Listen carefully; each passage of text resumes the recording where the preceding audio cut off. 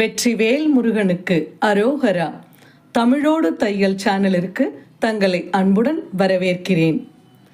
இறைத்தமிழை இசைத்தமிழாய், இயல் தமிழாய், நாடகத் தமிழாய் கேட்க விரும்புவோர் நம்ம தமிழோடு தையல் சேனலை சப்ஸ்கிரைப் பண்ணுங்க, லைக் பண்ணுங்க, ஷேர் பண்ணுங்க. யான் பெற்ற இன்பம் பெருக இவ்வையகம். இன்று தங்களின் வெற்றிக்காகவும் நலத்திற்காகவும் நம்முடைய சேனலில் அனைவருக்கும் தமிழோடு வணக்கம் பண்றோம். அனைவருக்கும் வணக்கம். நம் இல்லங்களில் உள்ள குழந்தைகளுக்கு விரைவில் திருமணம் கைகூடி வர கேட்க வேண்டிய கதை வரிசை எண் 7. இன்று சரஸ்வதி கல்யாணம். சரஸ்வதி கல்யாணம். திருக்கைலாயத்தில் சிவபெருமான் தவக்கோலத்தில் வீற்றிருக்கிறார். பிரம்மதேவர் சிவபெருமானை வழிபட்டு ஆசி பெறுவதற்காக தவத்தில் இருக்கும் கைலியம் பெருமானை வணங்கி நிற்க சிவபெருமான் தவம் கலைந்தார். பிரம்மதேவருக்கு ஆசி நல்கி, பிரம்மதேவனே வாருங்கள், வந்த காரணம் கூறுங்கள், எம்மிடம் ஏது கருதி வந்தீர்கள்? நீர் கேட்பதை யாம் தருவதற்கு சித்தமாக உள்ளோம் என்று சிவபெருமான் பிரம்மதேவனிடம் கூறினார். எல்லாம் வல்ல பரம்பொருளே, தங்களின் ஆணையின் வழி படைக்கின்ற தொழிலை நான் மேற்கொண்டேன். மண்ணை படைத்தேன், விண்ணை படைத்தேன், பல்லாயிரம் கோடி உயிர்களை படைத்தேன். விண்ணில் வேகமாக வீசும் காற்றை படைத்தேன், கடலை படைத்தேன், மரம் செடி கொடிகள் என அனைத்தையும் படைத்தேன். என்றாலும் பெருமானே, என்னுடைய படைப்புகளில் ஏதேனும் தவறு நேர்ந்து விடுமோ என்று ஐயம் வந்ததால் உம்மிடம் கூற வந்தேன் என்று பிரம்மதேவன் கூறினார். சிவபெருமான், பிரம்மதேவனே, சிந்தையிலே தெளிவு வேண்டும், செய்கின்ற செயல்களில் நிறைவு வேண்டும், படைப்புகளில் முழுமை வேண்டும். இவற்றையெல்லாம் நீர் செம்மையுடன் செய்ய உமக்கு ஓர் துணை வேண்டும் என்று கூற பிரம்மதேவர் திடுக்கிட்டு, சிவபெருமானே, படைக்கின்ற தொழிலுக்கு எனக்கு ஒரு துணையா? பெருமானே, தாங்கள் இப்படி கூறலாமா? இது முறைதானா என்று கூற சிவபெருமான், தேவ பெருமானே, சற்றே அமைதி கொள்ளுங்கள். உமக்கு நினைவிருக்கிறதா? அந்நாளில் நீர் அகந்தையாய் யாரையும் மதிக்காது திரிந்தீர். அதன் காரணமாக உமக்கு இயல்பாய் இருந்த 5 தலைகளில் ஒன்றை இழந்தீர். உமது துயரம் போக்கவே நான் அதனை எனது கபாலமாக ஏற்றுக்கொண்டேன். இந்த நிகழ்ச்சி நீர் மறந்தீர் போலும் என்று சிவபெருமான் கூறினார். பிரம்மதேவர் தனது 2 கைகளையும் தலையின் மீது குவித்து, நாதாந்த கூத்தனே, நலம் நாடும் பெருமானே, நான் அந்த நிகழ்ச்சியை மறப்பேனா? ஏன் இவ்வாறு கேட்டேன் என்றால், தங்கள் வேதாந்த இலக்கு துணை இருக்க வேறு துணை வேண்டுமா எனக்கு என்று கருதித்தான் நான் வினவினேன் என்றார். பிரம்மதேவரே, ஆயக்கலைகள் 64 அறிந்தவள், தூய உமது படைப்பு தொழிலுக்கு அவளே துணையாக இருக்க வேண்டும் என்பது நம் ஆசை. எனவே அத்தகைய சிறப்புகள் வாய்ந்த பெண்ணை நீரே படைத்து அந்த பெண்ணின் துணை கொண்டு இதர படைப்புகளை தொடர்ந்தால் உமது படைப்பு தொழிலில் பிழை நேராது என சிவபெருமான் பிரம்மதேவருக்கு கூறி ஆசி வழங்கி வழி அனுப்பி வைக்கிறார். பிரம்மதேவர் சிந்தித்தவாறே அடர்ந்த வனப்பகுதிக்கு சென்றார். அங்கோர் குடிலில் அமர்ந்து கண்களை மூடியவாறு வேத மந்திரங்களை ஜபித்துக் கொண்டு தியானத்தில் இருந்தார். அப்போது மெல்லிய ஓசை கேட்க பிரம்மதேவர் கண் திறந்தபோது அவரது ஆற்றலின் வழி படைப்பிலே சரஸ்வதி தோன்றினாள். வெண்ணிற மேனி, வெண்ணிற ஆடை, கைகளிலே ஜெப மாலை, புத்தகம், வீணை, ஏடு, எழுத்தாணி, இத்தகைய திருக்கோல பேரழகுடன் சரஸ்வதி தோன்றினாள்.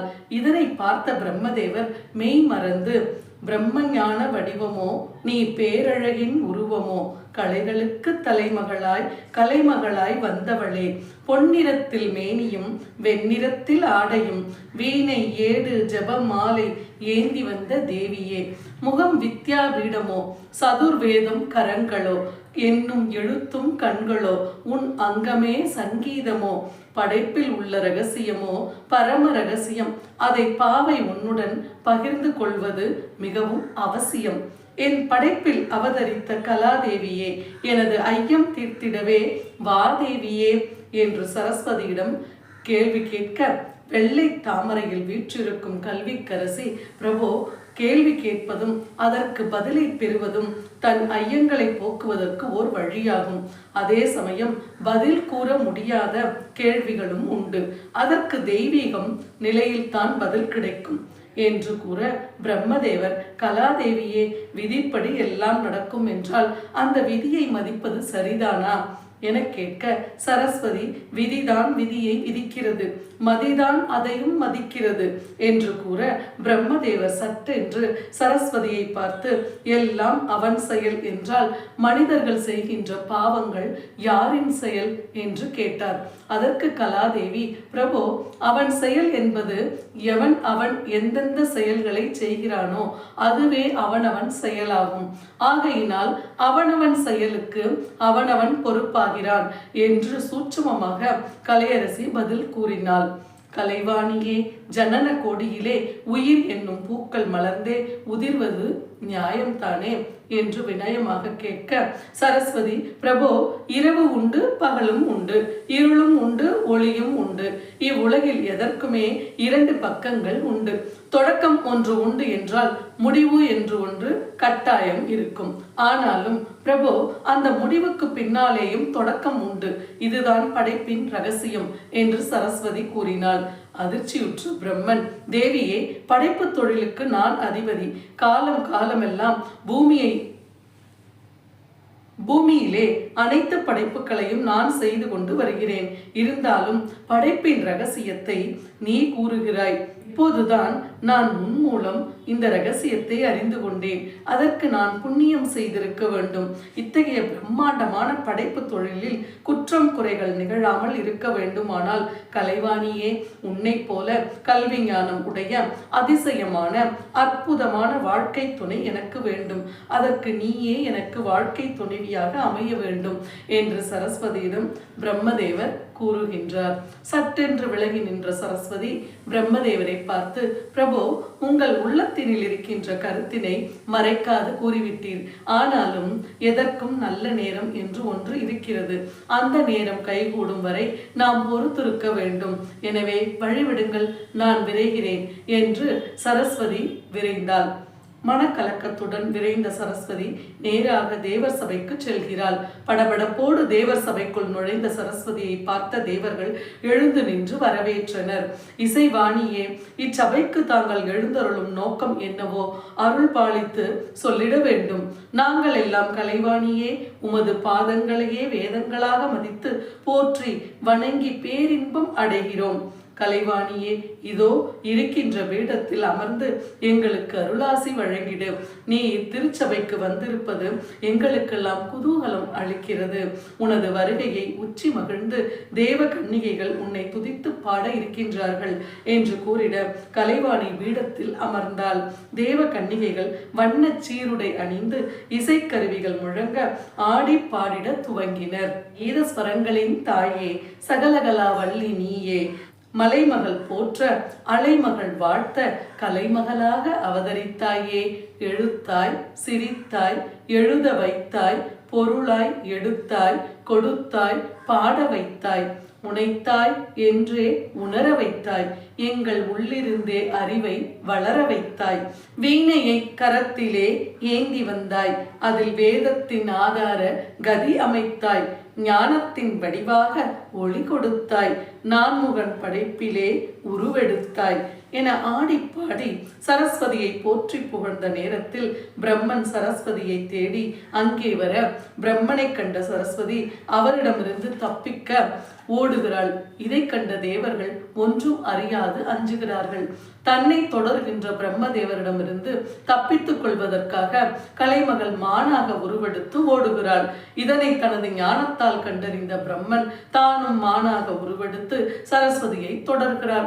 இக்காட்சியினை பார்த்த தேவர்கள் ஏது நடக்குமோ என்று அஞ்சினார்கள். கைலையங்கிரியில் உமாதேவியும் பரமேஸ்வரனும் வீற்றிருக்க அந்த பேரவைக்கு தேவர்கள் பதற்றத்தோடு ஓடி வருகிறார்கள். தலைமேல் கை கூப்பி, கைலையம் பெருமானே, உம்மிடம் ஓர் விண்ணப்பம் செய்ய வந்துள்ளோம். நீர் எல்லாம் அறிந்தவர், எல்லாவற்றிலும் நிறைந்தவர். படைப்பவன் படைப்பை மறந்துவிட்டுதான் படைத்தவள் மீதே காதல் கொண்டு ஓடுகிறான். படைத்தால் தானே பெருமானே உலகம் இயங்கும். படைப்பு தொழிலே தொய்வு ஏற்பட்டு விட்டால் உலக இயக்கம் நின்று போகும் அல்லவா? இதனை நீர் அறியாதவரா? எனக்கு இதற்கு தீர்வு காணவே உம்மிடம் முறையிட வந்தோம் என்று தேவர்கள் சிவபெருமானிடம் வேண்டிக் கொண்டார்கள். தேவர்களே, அஞ்சாதீர்கள். பிரம்மதேவனுக்கு நல்ல பாடம் கற்பிக்கிறேன். தப்பான செயலுக்கு யார் செய்தாலும் தண்டனை உண்டு. நான் இப்போதே வேடன் வடிவில் தீர்வு காணுகிறேன் என்று கைலையம் பெருமான் தேவர்களுக்கு ஆறுதல் கூறி வேடனாக உருவெடுத்து விரைந்தார். மானுரு கொண்டு ஓடிய சரஸ்வதி சுய உருவெடுத்து ஓடிட இதனை கண்ட பிரம்மனும் சுய உரு கொண்டு கல்விக்கரசியை பின்தொடர இக்காட்சியை பார்த்த வேடன் உருவில் வந்த சிவபெருமான் தனது அம்பினால் பிரம்மதேவனை வீழ்த்துகிறார். இதனை கண்ட சரஸ்வதி வேடனிடம் அழுது புலம்புகிறாள். உடனடியாக வேடனாக உருவெடுத்த சிவபெருமான் சரஸ்வதிக்கு திருக்காட்சி நல்குகிறார். கலைமகளே, நீ உளமாற பிரம்மதேவனை நேசிக்கிறாய். அப்படி இருக்கின்ற போது நீ மானாக உருவெடுத்து ஓடியது சரிதானா என்று கேட்க அதற்கு கலைமகள், சிவபெருமானே, காலமும் நேரமும் கூடி வந்தால் கடிமணம் புரிவோம் என்று இருந்தேன். காலம் கனிவதற்குள் பிரம்மதேவர் அவசரப்பட்டு விட்டார். ஆனாலும் அதை நீர் அறியாது அவரை கொன்றுவிட்டீர் என்று கூற, கலைமகளே, நான் முற்றும் உணர்ந்தவன். பிரம்மதேவர் படைப்பு தொழிலை மறந்ததற்காகவே இச்சிறு தண்டனையை அவருக்கு தற்காலிகமாக வழங்கினேன். கல்விக்கரசியே, உன்னை படைத்தவன் பிரம்மன். அவன் உனக்கே கிடைப்பான். இதோ இப்போதே உயிர் பெற்று எழுவான். உன்னையே மணப்பான் என சிவபெருமான் ஆசிர்வதித்து பிரம்மதேவனை உயிர்ப்பித்தார். உயிர் பெற்று எழுந்த பிரம்மதேவர், பெருமானே, மோகத்தின் வேகத்தில் நான் செய்த தவறை முழுமையாக தாங்கள் பொறுத்தருள வேண்டும் என சிவனின் திருவடியில் விழ, உடனே சிவபெருமான் பிரம்மதேவனின் திருக்கரத்தினை பற்றி, கல்விக்கரசியே, படைப்புக்கு அரசனான பிரம்மனை கரம் பற்றி நீங்கள் இருவரும் எந்த காலத்திலும் நீ கலையாகவும் அறிவாகவும் பிரம்மதேவர் உனது கணவராகவும் வாழ வாழ்த்துகிறேன் என்று ஆசிர்வதித்தார். கலைமகள் பெருமானை நோக்கி வணங்கி, கைலை மலை நாதா, பிரம்மதேவனின் திருக்கரம் பற்றி நான் திருமணம் செய்து கொள்வதற்கு முன்பு பெருமானே, வரம் ஒன்று வேண்டும். நீர் உமது உடலில் சக்திக்கு சரிபாகம் தந்தீர். எனவே வையகத்து மக்கள் எல்லாம் உம்மை அர்த்தநாரி என போற்றும்படி ஆனீர். பார்க்கடலில் பள்ளி கொண்டிருக்கும் விஷ்ணு லக்குமியை தன் மார்பிலே கொண்டார். பூலோகத்து மக்கள் எல்லாம் லக்ஷ்மி நாராயணர் என்று போற்றி வணங்கி நிற்கின்றனர், மகிழ்கின்றனர். அதுபோல் சிவபெருமானே, எனக்கு பிரம்மதேவனிடம் ஓரிடம் வேண்டும். அவர் நாவிலே நானே குடிகொள்ள வேண்டும் என்று சரஸ்வதி விண்ணப்பித்தாள். சிவபெருமான், கல்விக்கரசியே, நான்முகன் நாவிலும் நீ இருப்பாய். அந்த நான்மறை யாவிலும் நீ குடியிருப்பாய். ஒளியாய், மொழியாய், அழகாய், நிலையாய், உலகமெல்லாம் நீ எல்லோர் நாவிலும் நிலைத்திருப்பாய். நாமகளே, வா மகளே, நல்லருளை தாமகளே என சிவபெருமான் பூச்சொரிந்து வாழ்த்தி சரஸ்வதி பிரம்மதேவர் திருமணத்தை நடத்தி வைத்தார். இதே போன்று நம் இல்லங்களில் உள்ள குழந்தைகள் அனைவருக்கும் சிவபெருமான் திருமணங்களை விரைவாக நடத்தி வைப்பார். நன்றி. வாழ்க வளத்துடன். இப்பவே சப்ஸ்கிரைப் பண்ணுங்க. தங்களின் அன்போடு என்றென்றும் தமிழோடு தையல்.